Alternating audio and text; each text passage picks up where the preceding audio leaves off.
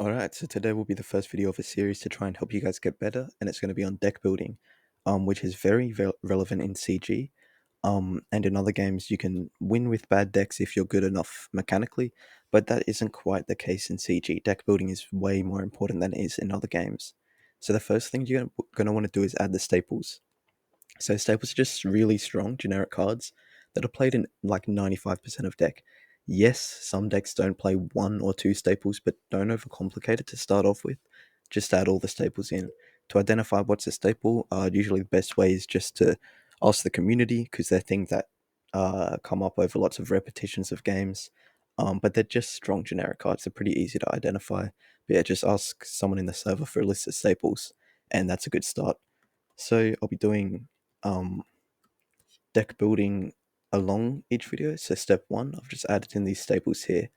And this is going to be for the previous tournament. This was my line of thinking. And I'm going to be building a deck for that format.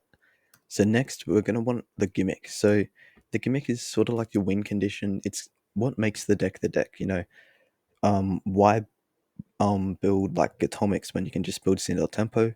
Or maybe it's because you want the gimmick to be Gatomics, you know, and it's going to make you play bad cards sometimes. Like Gi is a bad card because your gimmick is the Gatomics. Then you're going to have to play Gi. Now, if you want to identify a gimmick that isn't just for fun and a gimmick to win a tournament, and you just want to find the best deck for that moment, this is how you're going to do it. So you're going to want to identify the decks that are threatening you. So I identified from watching Fight Club's games, from talking with people, seeing how they viewed the strength of the deck, that 80% of the tournament is going to be Blue Flames. So I want to build a deck to beat Blue Flames. Okay, well, how am I going to do that? I want to identify the deck's strengths. So Blue Flames doesn't care how strong your board is. It's going to get damage with Jakra and the Tower combo.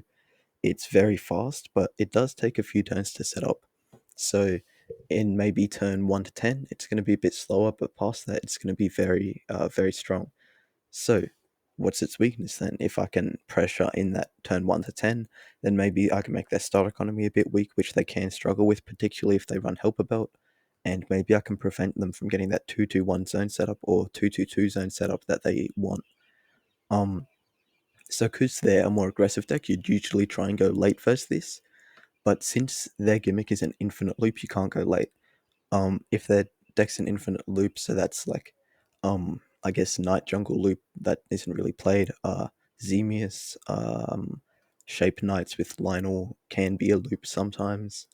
And then Blue Flames, you don't really want to go late versus those decks, and you want to try and go as early as possible. So I'm going to try and build a very fast deck focused on speed and consistency that's going to be active in turns 1 to 10 to try and throw the game plan off. And rather than them getting set up like turn 15, maybe I can push that back from some pressure to maybe turn 13 to 18. Okay, so that's how I identified Shape Knights to be my gimmick, because I identified that Triangle was a one card combo that got a Lionel and Hextor, and Hextor's obviously very threatening, and I can play these cards very early. If I open a Lionel turn 1, I can play it because it can come back the next turn. If I open a Triangle, I can play it because I know I'm getting a Lionel back next turn. And the deck's very consistent, it's very fast, and it's got some great threats and some solid recursion as well. So new Squarn could almost be my own Jack Roll, where it's a body that's removing the opponent's thing in the mid game, and Squarn plus Lionel can kill Jack Roll, which is typically the biggest creature. So I identified that I'm going to play Shape Knight, so I added 2 of every Shape Knight card in for the gimmick. So now I'm going to figure out what support I need.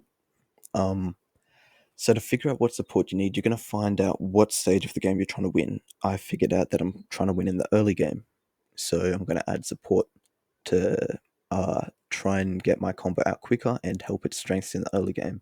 You know, I'm not going to add Rewind Wormhole to a deck that's trying to be very fast. I'm probably not going to play a bunch of activators like Seal of Eternity, Erratic Void, Super Bouncy Trampoline. Maybe I play one at the very max if it's very relevant, but I'm not really trying to play these bricky, inconsistent cards. And this is usually where a deck name comes from. So, like Bugs Aggro. Bugs is the support, and Bugs is the gimmick, and the support is aggro. So for Shape Knights, some people just call it Shape Knights, but this could be easily called Shape Knight Aggro if I want to add a bunch of aggro support.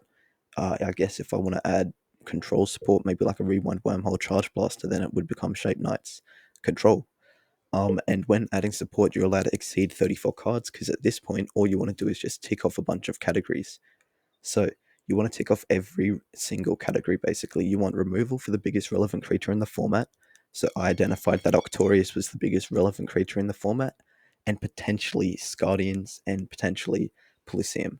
But really just Octorius was the main focus. So I want something to be able to deal with 480, and then maybe in the sideboard, so I don't auto lose matchups, I can cover something for Scardians.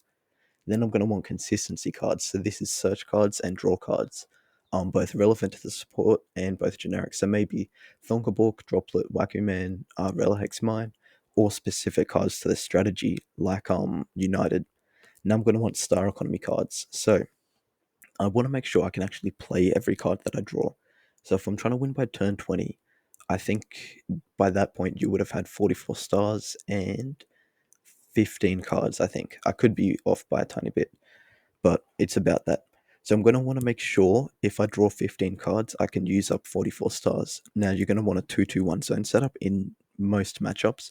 So that is 14 stars. So you want in your 15 cards, you need 13 stars to play most of them. So you're going to want to aim to that. And obviously, if you're trying to go to turn 40, you would just double that, right? So now you've got 88 stars or something close to that. So you're going to want to make sure your star economy aligns with when you're trying to win the game. You know, if you're trying to go late game, you can have some bigger things because you'll have more stars across the game. If you're playing earlier, you want some smaller things. You're also going to want board presence. So if your deck plays lots of one creature boards with medium or small creatures, it's going to have weak board presence. Or if it plays lots of non-threats, it's going to have poor board presence because the opponent can just wait and stall out forever until they get what they want, whilst you won't be very proactive because you've got non-threats. So if you are lacking in board presence, some cards like FaceTime could be good. Dark Spark, Piece of the Conjurers are also great. They're good threats that are pretty cheap and help you get set up. Decks don't really lack board presence nowadays, so there isn't too much, but you can even go like Thunderbolt, Droplet, Waku Man, which can help get cover a second zone pretty cheaply and get value. Next, you're also going to want some damage cards. So, again, if you're trying to win early, you're going to want more damage cards. So in the top 15 cards, you need to get 20 points in those with 15 cards and 4 stars. So you're going to want to make sure you have enough cover for that. Whereas if you're trying to win turn 40, you don't really need that many damage cards because you've got a bunch of time to get 20 points. So if you want some good damage cards, cards like Time Flash Portal, Blaze Elixir could be good. You've got your staples, Pelfam for South Sign, Galaxy Crash are great, and then maybe Abandonment, Deep Space Lighthouse could be good, and then some archetypal removal. If you don't really have any archetypal removal, you're gonna have to rely on your staples a lot and cards like Time Flash Portal. Then you're gonna want to make sure you have a solid split of big, medium, and small creatures. So it's good to have usually more small creatures than medium and big, but about even is usually a good mix. So I'll show you what support I chose. Checking this is recording, that's good. So I ended up with 48 cards for support, which is fine. You're allowed to exceed 34. So I added in Stalius, Yangalian, some solid big creatures. Yangalian's good to consistency. Stalius is some solid board presence. Lightbeam Rider's some good removal. It's pretty cheap as well. In terms for stats to cost. Same with Dark Spark, Beast of the Conjurers, and Samazed both help me get set up. Warriors is solid small end that can get some value, and Orbov is some solid board presence and solid small end. For removal, I wanted a Divine Doom for damage and Time Flash Portal for damage. Consistency, I added in a United, then we got our staples here, and I got Relics Minor Monument to Creation for consistency. Now I added in Monument to Creation, because remember, 80% of my expected matchups are Blue Flames. So Blue Flames play Shios and the Shiosian Moon. They're drawing like nearly every turn, but probably every second turn and every third turn minimum. And if I have to wait 1 to 3 turns to go +1, that's very good. It's basically a cosmic treasure in that matchup. So that's what I added for the support. And now we have to cut it. So the first thing you're going to want to do is cut any cards that contradict each other. So I'm going to go back to the deck and look at cards that contradict each other. Well, I'm trying to be a bit of a quicker deck here. I've already got Octorius and Pelfam, which this is a part of the gimmick and this is a staple, so I won't cut those. So I'm going to cut Sterlius and Young Galleon because, again, trying to play quick, not going to cut a staple or a part of the gimmick. So I'm going to cut Sterlius and Young Galleon. Now, as an aggro deck, I want to play two creatures as soon as possible every turn. And with Lionel, which is coming back most turns, this would be the one creature a turn for Spoons. So I'm actually going to cut a staple here, which is Spoons. So I'm going to cut that as well, because it contradicts what we're trying to do. Next, I'm going to want to cut any cards that are not good in the current format. Now, format's probably a bad choice of words here. It probably should have been cut any cards that are bad against expected matchups. So, Blue Flames, what's their biggest creature? Probably maybe a Pelfam or Beast of the Conjurers. Do I really need KO for that? Look, probably not. I can probably get away with cutting a KO. And Warriors. Okay, well, let's see what attachment decks are playing. Phantom Matter for Sale Sign. Are they going to be playing KO? Because there's not really any big creature decks. No. Are they going to be playing Tomb? Is probably not. Skelligast isn't too relevant. Some Blue Flames lists do, but most I've seen don't. So really, it's Phantom Matter and for Sale Sign, and also the Moon. But the Moon is getting played as soon as they draw it. So how would Warriors hit that? So I'm going to call Warriors since it only is 2 targets. And then next, I'm going to want to check if I have multiple cards filling the same role. So if I have like 10 removal, do I really need 10 removal? Probably not. So I'm going to go and look how much removal I have. I got Squan, Pelfam, Divine Doom, Time Flash Portal, Galaxy Crash, for Sale Sign, and Beast of the Black Hole. So that's obviously a lot of removal. And most of it is staples or in the gimmick. So again, not going to touch those. So I'm going to cut 2 Time Flash Portal, and we'll go 1 Divine Doom, because Blue Flames like to have 2 creature boards, with Orb of Synergies and killing Lionel or just killing a Shape Knight to get back with Polygrand and United. It's not the worst cost, and it sets up Octorius. So I'm going to leave 1 Divine Doom in, but probably not 2 because I don't want to be vomiting my hand too much. So that's all for the first step of cutting. I've ticked off these 3 dot points, and now where does that leave our deck? That leaves our deck with 37 cards. Okay, so we're going to have to cut a bit more. So how do I decide what to cut? Well, I'm going to go over these 4 dot points, which is how your deck's going to end up after the first step of cutting. So if you have a few less than 34 cards, just play a few generic cards that don't take away from your game plan, don't take away from your gimmick. Cards like Relics Mine, Thunderbolk, Droplet Squads, Wacky Man, Relics Mine being the main one to play. Or maybe you just play, a generic card from that planet, or maybe you just add a card that's at 1 copy to 2. There's some general tips if you're very close to 34 and you just need to get there. Now, if you have a lot less than 34, you're going to have to consider a new strategy since this one clearly does not have enough depth to be the main focus. Maybe it can be a side focus to another strategy. Decks, what's a deck like this? Let me think for a bit. Like the solo aggro deck, it's the main all you need is Guardians, Blaze Elixir, Solomancer, the staples. So you're gonna want like another focus. You've got a combo core. What's your focus around it? Are you gonna add in a second strategy to stall to get to your combo, or to be aggressive to get you in the position to get to your combo? They chose to go aggressive with cards like Beast of the Conjurers, Darkspark, Soulshroom. They also play things like Shiozin, Lava Mole, Avalanche Overlord, Zamazet as well. Just a bunch of aggressive cards. So that'd be an example of a deck that has a lot less than 34 and needs to upgrade to that. Now, if you have a few more than 34 cards, which is our situation, so I might come back to that next. If you have a lot more than 34 cards, consider being even more specific with the focus of your deck, since there's clearly too much going on. CG doesn't have many deep archetypes, so this isn't too much of an issue. But maybe you want a deck that is, let's go, Azemius Skelligast deck, okay? With Skelligast, you're probably going to want to be playing Bone Ladder, and with Semius, you're probably going to want to be playing Soulstream. So you need a bunch of rainbow creatures and a bunch of Cinder creatures. So that's just going to be too much going on in one deck. Just pick one of them. Pick to focus on Skelligast and Ladder, or pick to focus on Xemius. Um, Now, our situation, we just have a few more than 34 cards. So we're going to want to cut niche cards that are only good in certain matchups and certain positions. So if we go back here to our 37 card deck, and we can figure out what we want to cut. So I decided to cut Lightbeam Rider.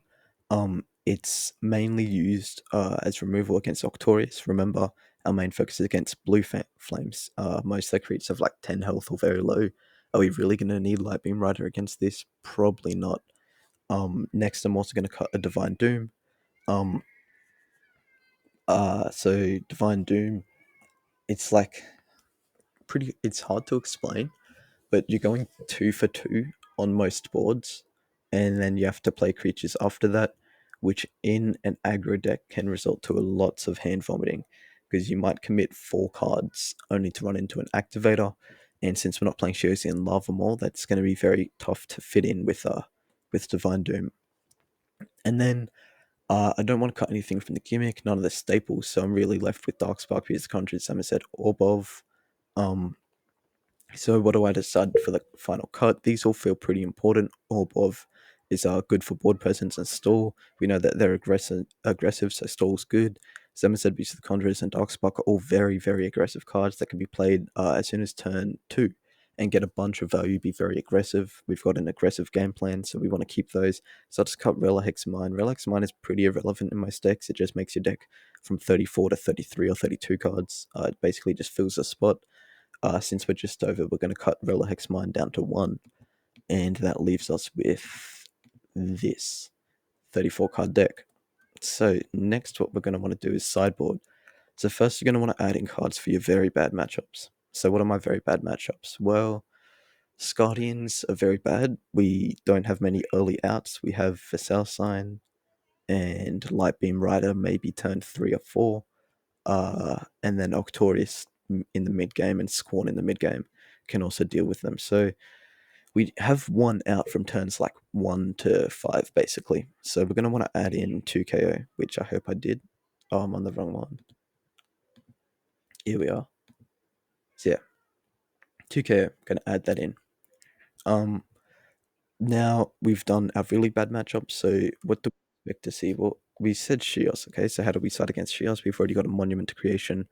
Now, here a nifty trick for probably every deck that in the rest of CG's history.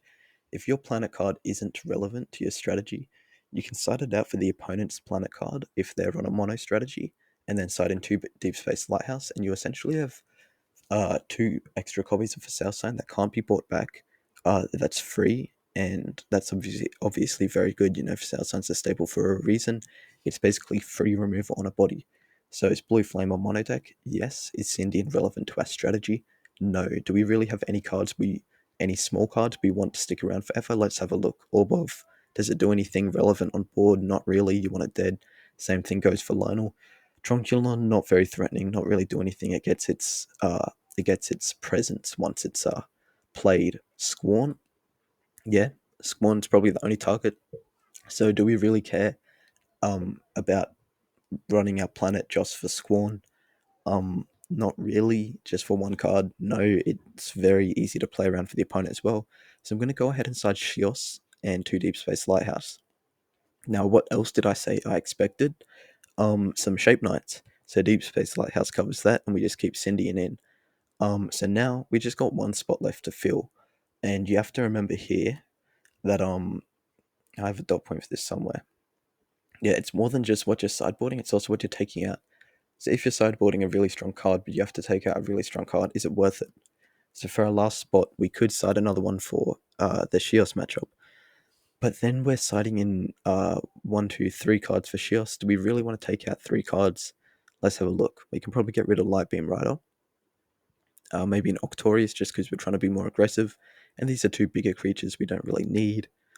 We want our Lionels. We want to get Lionel very early. Probably don't want to take anything out. Velhexman can go, but what really do we want for the Shios matchup? Maybe an Erratic Void. So is Erratic Void really better to have than Relhex Mine? Like, how much does that increase our odds of winning that matchup? Maybe like 2% or something. So I'm going to go ahead and cite Super Flipper. Okay, how much does this increase our odds of winning that matchup? Well, it's basically a free Pel Fam, except it kills it, doesn't send it to hand, which is even better, and it hits for another point. So that's obviously very strong. It can be played whenever against a Mono-Gaius planet, a Mono-Gaius deck. We potentially expected to play Gaius Mind Control in the same way we expected to play Asgardians. But if we do start in Flooper, that's going to increase that matchup by like 10 to 20%, which is way better than increasing something by just like 2% that we don't really even need. So that's why I decided to sideboard Super Flooper. What other dot points do I have here? I did that. I did this. This is Super Flooper. Strong in one matchup. Oh yeah, and then before a taunt, a good thing, lay out your game 2 deck for each matchup to make sure your ratios fit. So I'm heading into a tournament, okay, I'm going to lay out a Scardian deck for Scardians. I might just put 2 KO in and take out, I don't know, just for example, we'll take out Relax, 2 Monument Creation. So we'll be like, yep, that works. And then we're going to go, let's say we want Flute to side in all 5 of these cards for, I don't know, let's just say Zemius, hypothetically. Okay, I can put in KO for Monument Creation again.